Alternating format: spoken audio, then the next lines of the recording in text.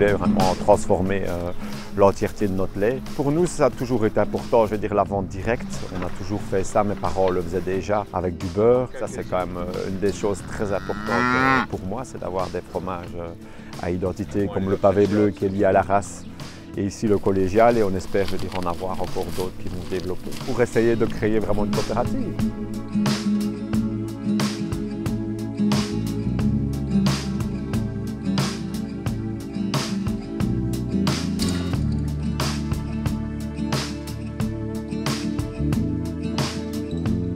On produit un lait vraiment de très bonne qualité, de qualité différenciée, qui est très riche. C'est vraiment dommage qu'il reparte en laiterie. Qu'est-ce qu'on pourrait faire pour essayer de mieux le valoriser et d'en avoir un prix juste, en tout cas un prix qui est intéressant pour le producteur? Quels sont les fromages qui se proposent à nous?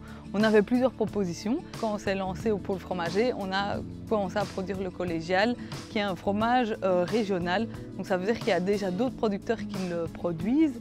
Il y a un cahier des charges qui est similaire pour tout le monde. Et alors on avait envie d'avancer dans ce sens-là pour fonctionner un peu comme en France, dans les fruitières, où il y a vraiment plusieurs personnes qui poussent en bloc une seule identité régionale et qui font reconnaître un fromage. Étant donné qu'on faisait déjà l'effort d'avoir un lait différencié, pour nous c'était vraiment une aubaine de pouvoir essayer de valoriser un maximum de notre lait pour la fabrication de fromage. On croit que faire un fromage c'est tout simplement prendre du lait et voilà, on le transforme. Mais on s'est aperçu que ça demandait beaucoup de choses à mettre en place, tant au niveau alimentation des vaches, tant au niveau rigueur de fabrication et tout ce qui est législation tout autour de ça. Le fait de s'associer à plusieurs facilite. Si on avait transformé chacun individuellement, on aurait dû remplir toutes ces cases-là, chacun de son côté. Là, ça nous permet de pouvoir déjà amortir du matériel sur plus de litrage. Et en plus, ça nous a permis une certaine convivialité avec les autres agriculteurs avec qui nous travaillons et qui n'est pas à négliger.